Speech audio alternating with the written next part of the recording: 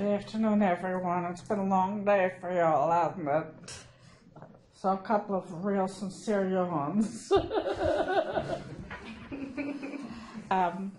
I spoke at the class before this one, and when I first met Greg, he offered the possibility of speaking 3 times, but I told him I couldn't do 3. It's just too much because of the subject matter and how I carry it as a person. And this is not the kind of thing where I can, like, you know, do a study and think a while and make a little outline. Maybe somebody can, but I can't, because this is, because I carry this. And all of my life I have, and all of my life I will. So I'm just going to probably share differently, quite differently than the first time. So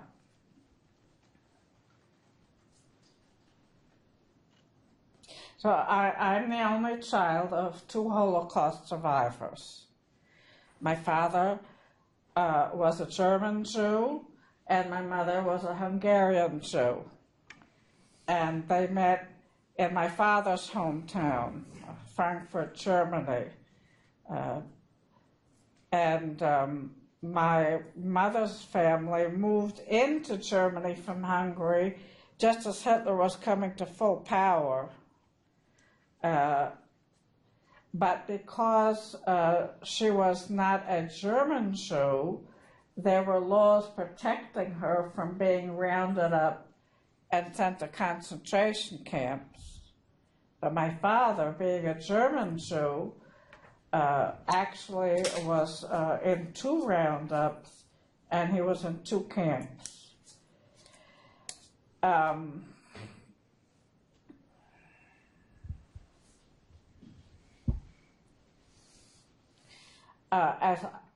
After the things my parents went through, losing most of their family in concentration camps, and this isn't like, once you read this, this is you know, it pretty well lets you know what it was like. And it wasn't, it was the most extreme attempt of human beings to destroy the humanity and the image of God in other human beings. So you have a lot, we all have seen, and in some ways we all have done some things that diminishes the humanity of others. If we think of someone as less than ourselves, because they're not as smart, or they're not as pretty, or they're from a different culture, or the way they, or education, you know, there's a lot of ways that we, in our hearts, rip off people. But this was a whole society and a leader whose his number 1 goal was to find every Jew in the world and kill them. So I had the opportunity to go to Germany twice, once in 2008 and once in 2010. And both times I was invited. First time I was invited by the German government because they were opening up a Holocaust exhibit that covered the life of my family and of course other families too. And then the second time there were, I was invited by 2 men whose father and mother hid my father and helped my father and mother get ready to escape to Switzerland. So they invited me, and the older brother I mean, these guys were old already because, you know, they were teenagers in the 1940s. One is a retired doctor in Berlin, and one's a retired, like, international consultant, and just really good people. And so Eugen, it would be Eugene in English, Eugen Cow, took me to Wannsee in 2010, and that was, it's a beautiful mansion on a lake. It's like the Lake of the Ozarks, but a little classier. Germans don't throw trash on the ground, and there's no air pollution, and it's just, everything's just beautiful and clean, but it's like mansions all around the lake. And in one of these mansions, Hitler gathered with all of his government leaders to devise the final solution to the Jewish question, or the Jewish problem. And so that mansion is a museum now, and has all the documents that they generated that day. And one of the documents was the exact number of Jews in Ireland and England and other countries that they planned to conquer and find every Jew to kill. So it was an incredibly evil fixation, and in Europe, Hitler and the Nazi regime, with the help of people with a lot of hate in their hearts in other countries that Germany conquered, they managed to kill 90% of the Jews of Europe.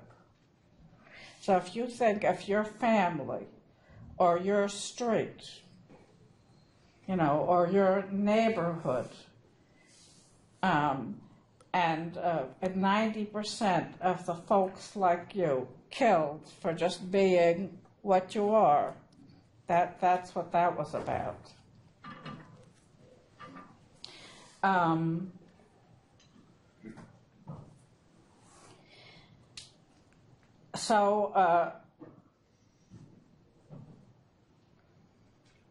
I know Greg wants me to share about my parents' experience, and it was my father who was in 2 camps. So he was a young man. He was already working. He was a older teenager and a hardworking, cheerful kind of a guy. And he had 5 brothers and a couple of sisters, and just a blue-collar family, you know, just working factory work, that kind of thing, taking care of each other in Hanau, which is a city south of Frankfurt, sort of west-central Germany. And the process of separating out Jews was a gradual, it was a plan.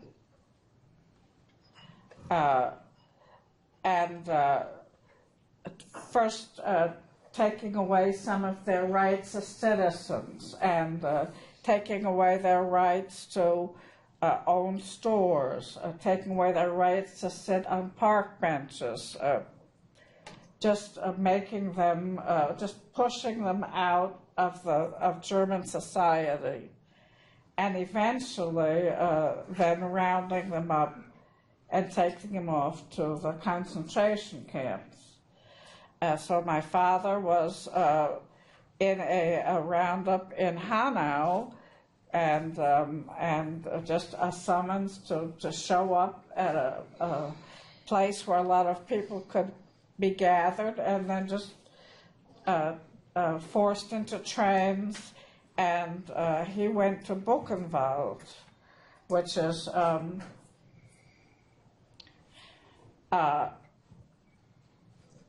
It's about 20, 25 minutes away from a beautiful medieval city.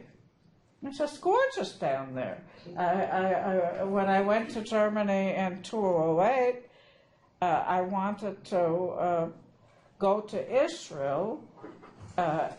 As a Jew, you know, you want to go to Israel. But I'm also Christian, and I'm going to be 73 this summer, so all my stories are long stories. But I want to go to both camps my father had been in before going to Israel, because Israel was a birth from the ashes of the concentration camps, and I didn't feel that I could honor or experience what Israel is as fully alive without honoring the death of my family and so many of my people. So I went to Buchenwald in 2008, and you take the train to Weimar, and it's just a beautiful, beautiful city. Old stone buildings and all the alleys and the little street markets, and you take a bus to Buchenwald. And it's a long way from Weimar, so that the people of the city of Weimar, they couldn't hear and see what happened in the camp, but they did see Jews coming in on trains from all over Germany, terrified. They had been traveling for a couple of days without food and water, without toilets in the cars, so they could see that there were people that were Jewish, that were German citizens, being put on buses and just taken off to a camp. So they knew something, but they didn't know the horror. They didn't know the full horror. And at Buchenwald, there's nothing left now. They've got the gate. And even though I was too young to experience that, but the things my parents didn't say that they relived are part of me. We all have things that our family has experienced, our grandparents have experienced. It's part of us, even without words sometimes. And so there's a gate, and it says, "Work makes you free." No, that's Auschwitz. Buchenwald, the gate said, "Every person gets what they deserve."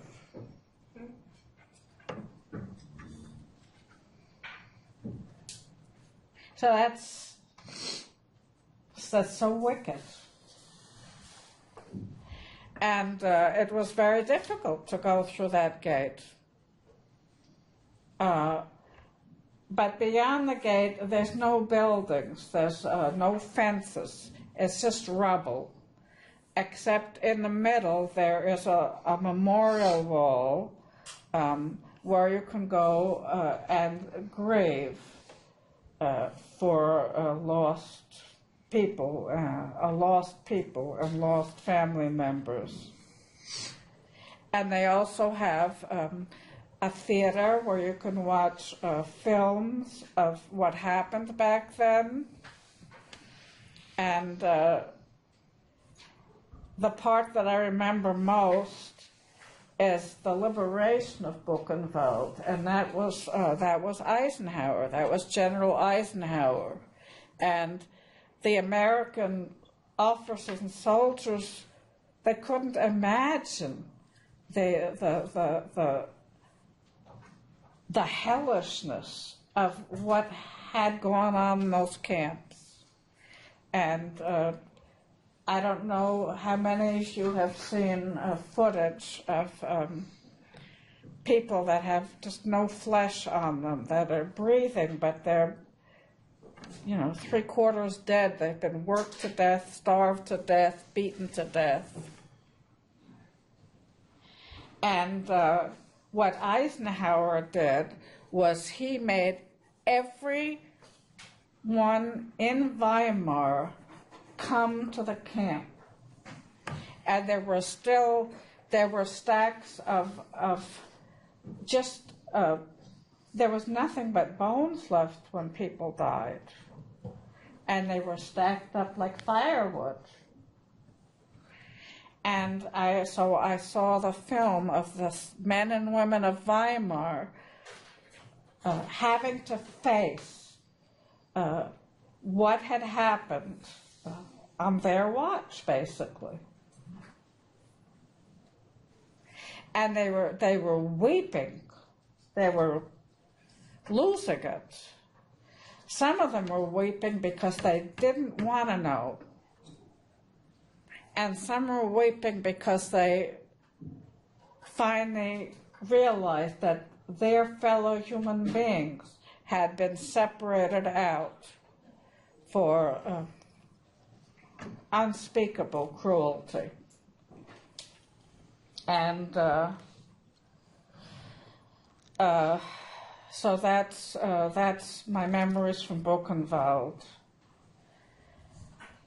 And it was my first trip to Germany. And as a Jew and a Christian, I had something in me that was for life. And so at Buchenwald, I prayed for Germany. And I prayed for life from God through Jesus to increase and to fill the land. And I forgave them from my heart, because that's my watch. No one else could do that for me.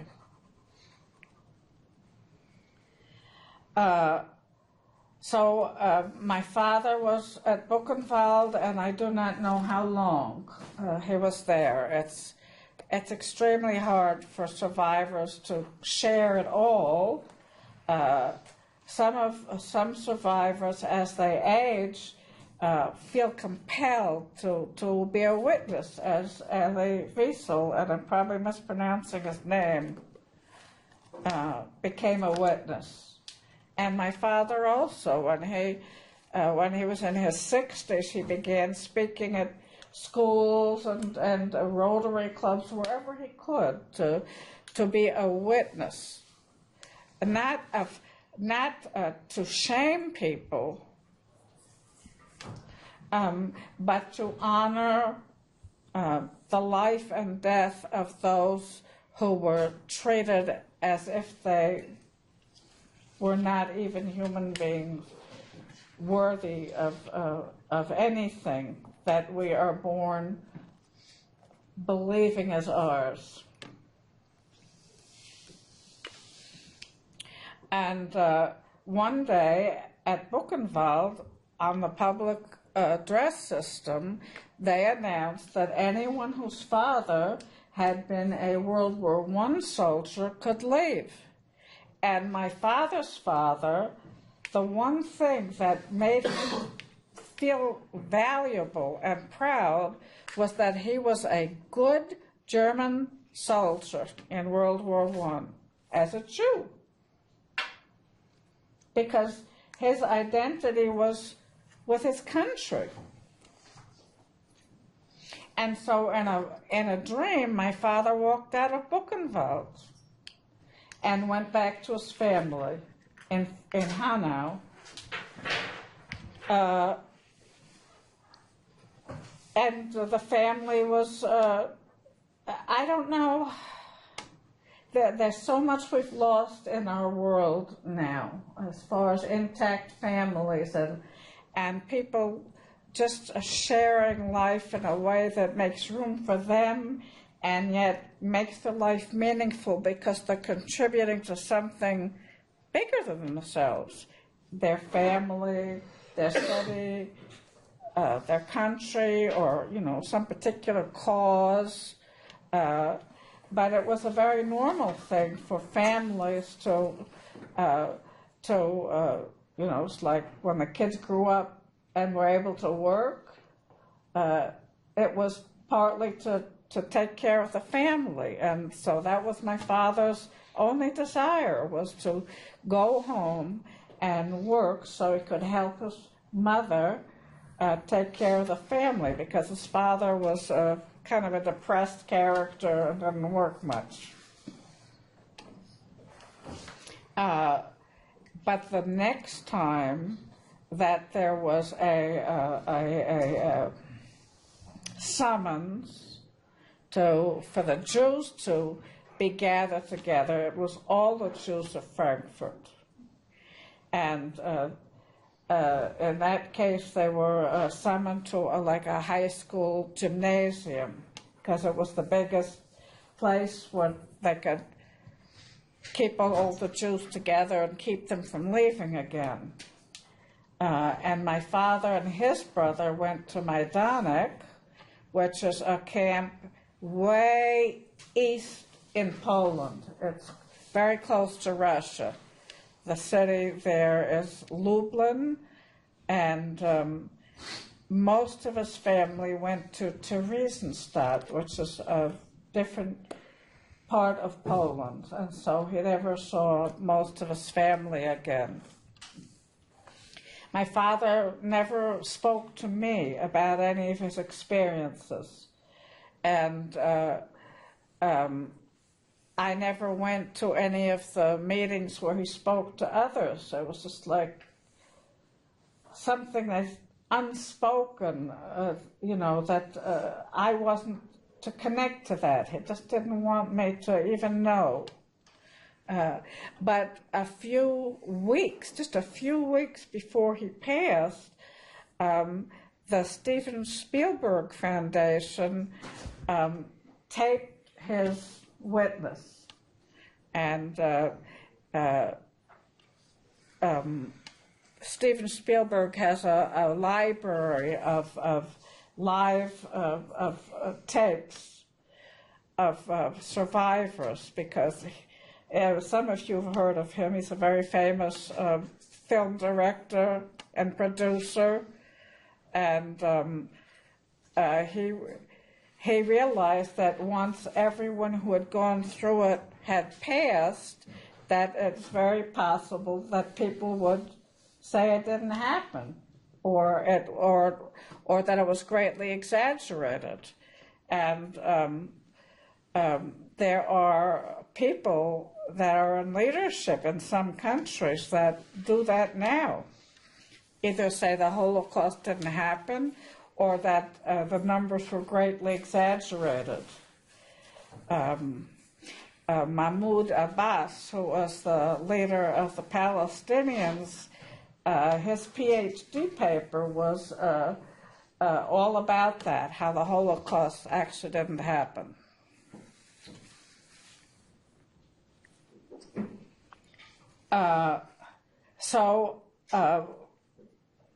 The Steven Spielberg Foundation sent me a copy of the tape. And so I was able to finally see, because my father was just 5 weeks from passing on, and all his, his strength and all of his ways of just keeping it all inside was not there. He was sick, he was weak, and he wanted someone to hear his heart. But when he would say, and this is a lot of survivors, I saw them no more again. You know, the sudden loss of mothers, fathers, wives, children.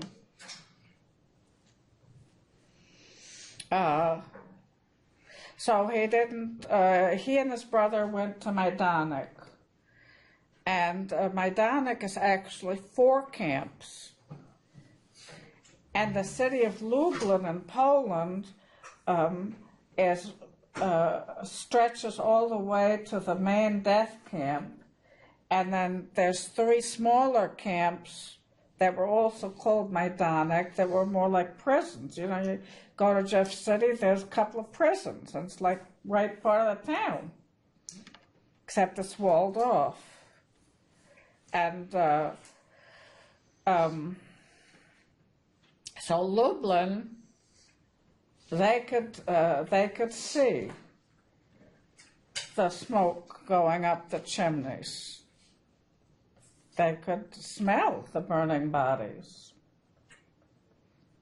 They could hear the screams. So when I went to Majdanek and also in 2008,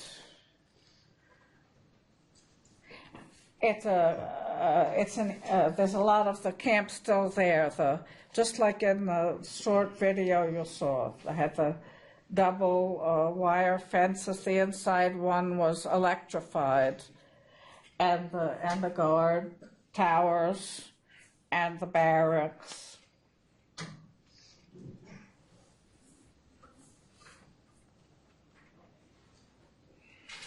At Majdanek, by the time so this was Poland, and I met a young woman in Berlin who speaks English. She's Polish by birth, and her mother was Jewish, and she also a Christian. And Polish is a very hard language to understand, and there was no way I was going to go alone, and she went with me. And when we got to Majdanek, we were going to meet the man who was over the camp, who kept the records, also a Christian. And nice man, really nice man. And my friend Baby, wonderful person, quiet, good person. When we got to that camp, I could not relate to a human being on the planet because I finally was heart to heart with the reality of the evil, and so I said, you just go ahead. I can't walk with you, and I just made sure that they were a good ways away from me because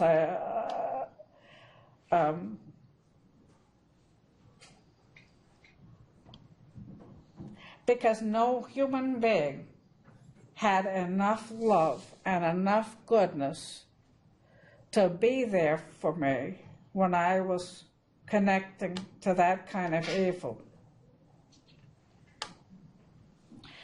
So they went ahead, and Vyacheslav, he showed us the barracks, and then he took us to a very famous monument, Hill of Ashes.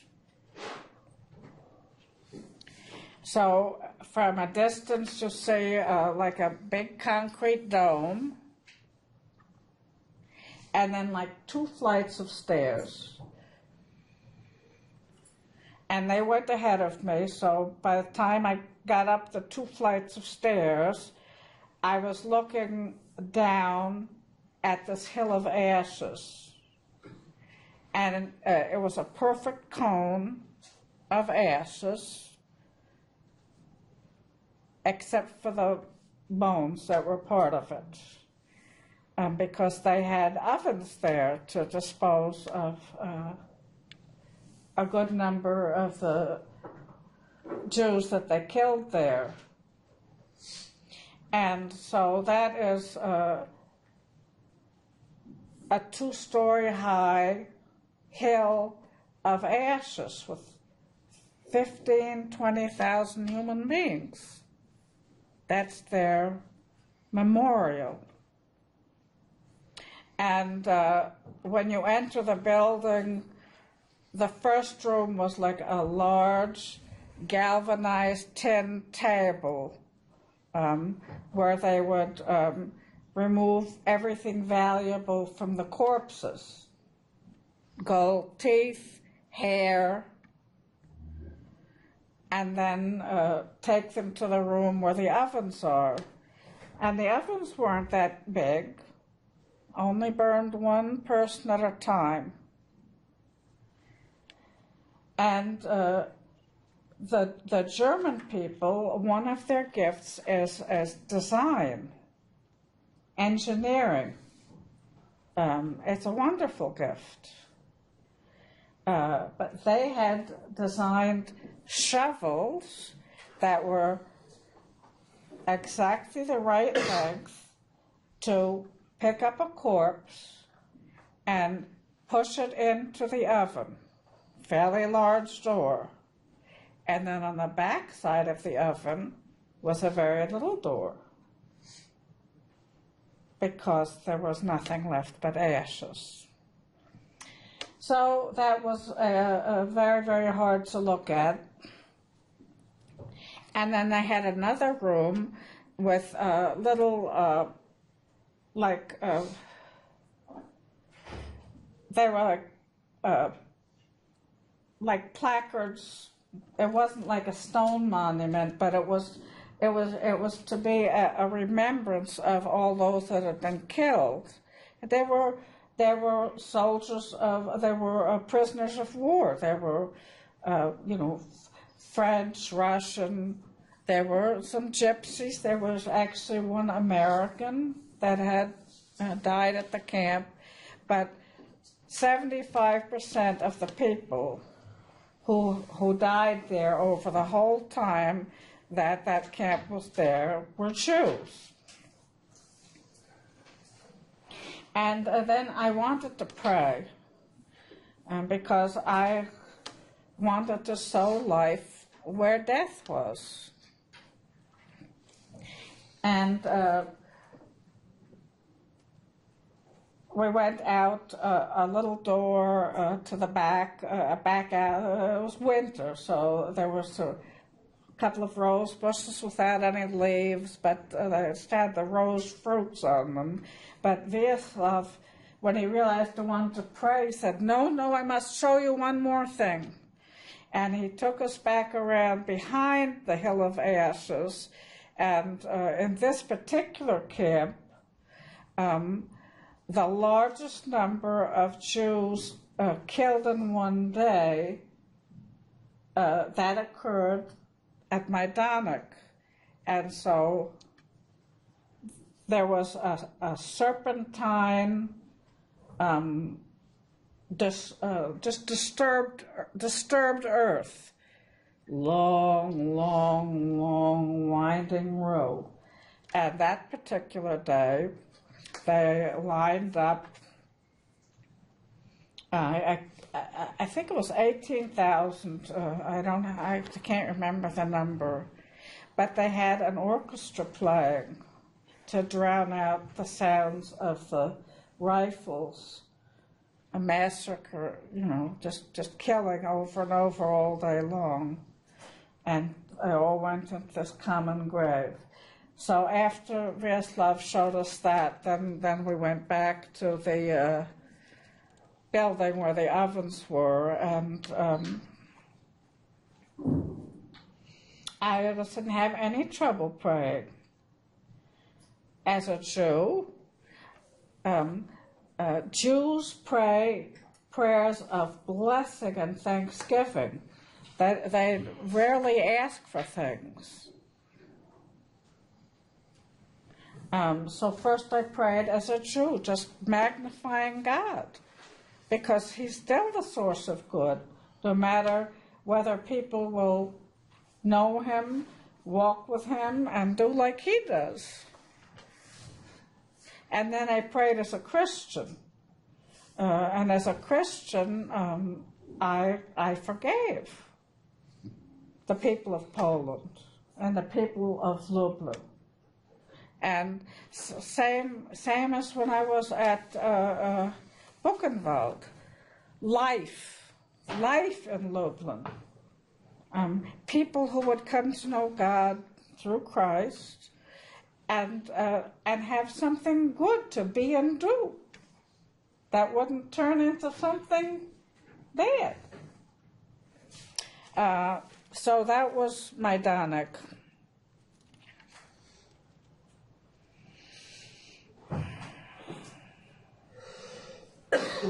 My father escaped my Danik, and it was a miracle. It was just impossible to have happened.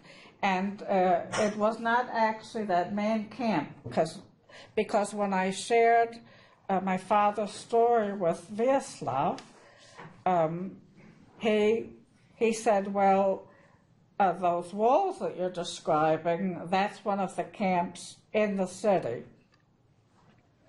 And my father and his brother would be let out of the camp to go to a German army camp where they had a bakery, and then pull a wagon full of bread back to the concentration camp. But the bread wasn't for the prisoners. The bread was for the guards, for the workers. And my father was starving. His brother was starving. And he took a loaf of bread from the wagon and tried to hide it in the waist of his pants. Well, he was so skinny by then that he couldn't hide the bread. And when they discovered that he had stolen a loaf of bread, they beat him severely, broke some ribs, caused spinal injuries, and just black and blue all over. And somehow my father knew that if he did not try to escape, that they would kill him. And he found a guard's uniform that was like drying on a laundry line, and he rolled it up and stuck it under a building. And at the time that was, I don't know what time of day that was, where the guard towers were least watchful, he put on that the guard uniform, and he leaped and got the hold of the top of a wall that a healthy man could not reach. I mean, he had spinal injuries. He had broken ribs. So it was a miracle. It was just flat out a miracle. And he jumped over the wall. Now, he's in he's in extreme eastern Poland. Poland's big country. And he was going to walk back to Frankfurt, Germany, which is way western Germany. So he began walking. He got himself a broken tree branch, and he began walking.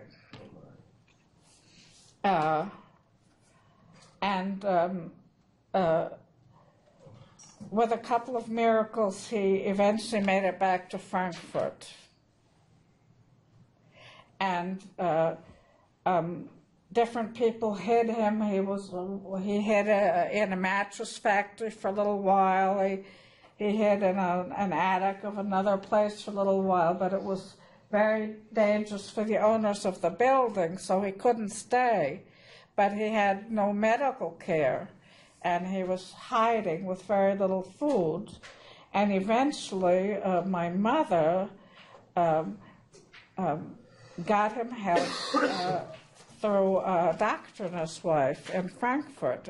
Just good people, and people that had reached. He was a doctor, but he also taught classes, and they were like mother and father to college kids.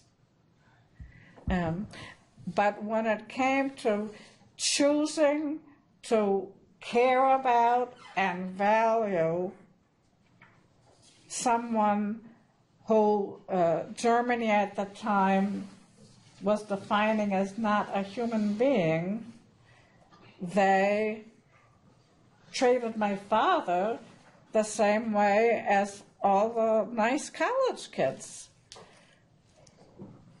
And so they took him in and hid him at the risk of their lives and the lives of their 3 sons. Because if the Nazis discovered my father in the Cowles' home, the Cowles would have been killed. No trial, no nothing, just gunned down, it's over. And so the Cowles wanted to help my father and my mother escape to Switzerland. This is 1942, and Hitler had he had been in power for several years already, and it was the Holocaust actually began in 1938 when there was destruction of Jewish property and arrest of Jewish citizens, imprisonment. Some were killed, some returned home. It was just the beginning. It wasn't the full development of the plan. And so my mother, Switzerland was a place that was very anti-Semitic. It still is. And they didn't want, Dr. Cowell and his wife did not want my parents to escape successfully to Switzerland and then be pushed right back over the border into the hands of Nazi soldiers. And that happened quite often. And so my mother was, she was beautiful and short, and they felt that if she was visibly pregnant, that no one would have the heart to turn her over to death. And so when my mother was 4.5 months pregnant with me, they took a train as far south in Germany as they could to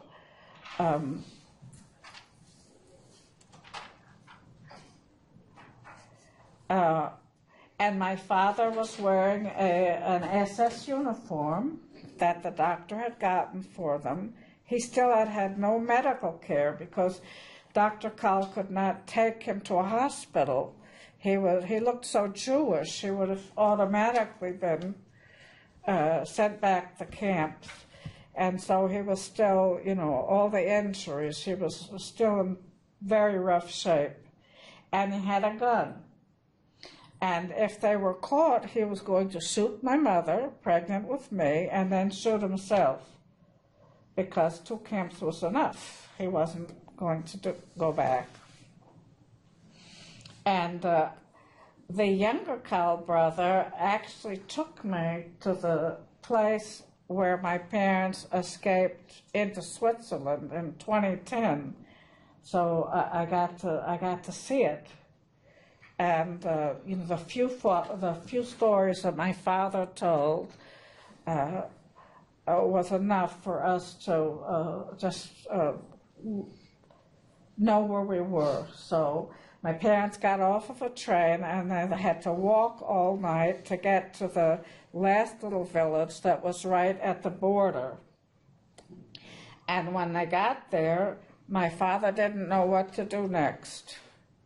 And he went into a little inn where, people were having coffee and rolls. And he just, and this is how he told me the story. He said there was a man, and he looked like an angel. So could have been an angel, but I just think that it was that this was a man who was a true Christian and had the light and love of God just kind of glowing. And my father went up to that man and he said, "Excuse me, sir, my wife and I are trying to escape into Switzerland, and I don't know what to do next. I mean, he was putting his life in the hands of this man. So the man went outside with him, and he said, see that church? You go past that church and go 3 blocks, and you'll see a little farm and a hill. You know, go past the farm and up the hill, and don't go where the trees are, because there are SS soldiers in the trees to shoot people trying to escape. But there's a little stretch of barbed wire, and that's the place to cross. So we drive to that little village. This is Gerhard Cow and I see where the church is. We go past the church. The little farm is still there. And I see the hill that my parents climbed. And, you know, I'm in my 60s at that time. It was 8 years ago or so. And it's like, well, I could do that if I had to. And so they got over the barbed wire, and they were in Switzerland. And was not easy for them there either. For many years, I thought I was born as a Swiss citizen, but the Swiss, it's a small country, and they just didn't want to be overwhelmed with refugees that wanted to become citizens, so they just didn't let refugees become citizens. So I was actually born stateless, and when I became an American citizen at 10, you know, this is the only country that I've ever been a citizen of. And despite all of the flaws in our country, I'm very, very thankful to have grown up in America. So, why am I here? And how much time do I have? 2 minutes.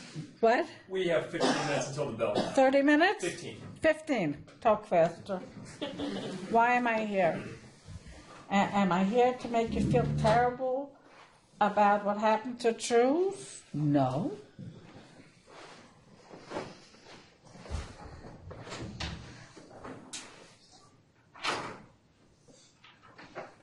I'm here, and this is what I was sharing the last time. It's like there were people,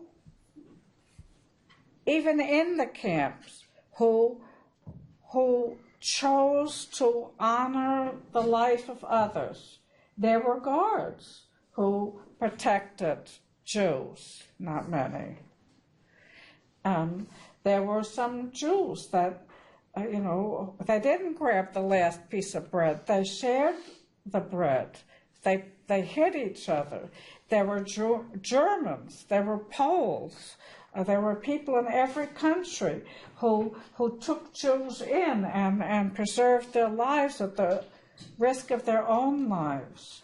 And so that's a very extreme situation. And it's like, how do you get to be a person who lives for things that are worth dying for? You can be healthy, you can live a long life, you can be rich and famous, you can have tremendous accomplishments.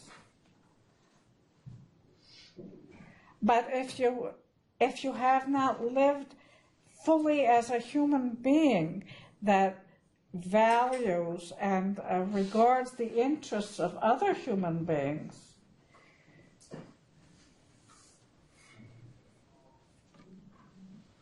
you haven't lived for something that's worth dying for.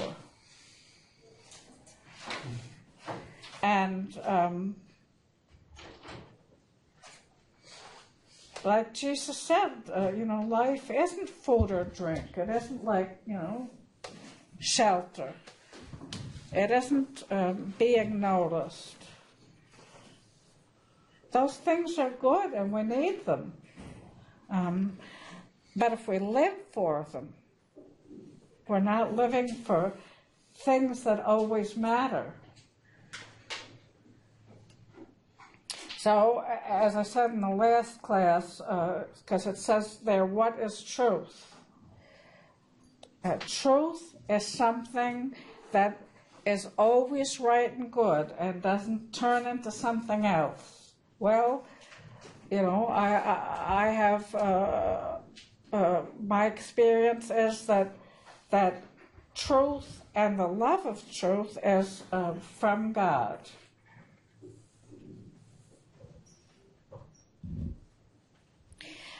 And to love truth and to live truth is to be faithful and to do good, and to deal with the things in yourself that causes that drives you to selfishness, to fear, to hatred, to prejudice, and to love truth as well. So now we've got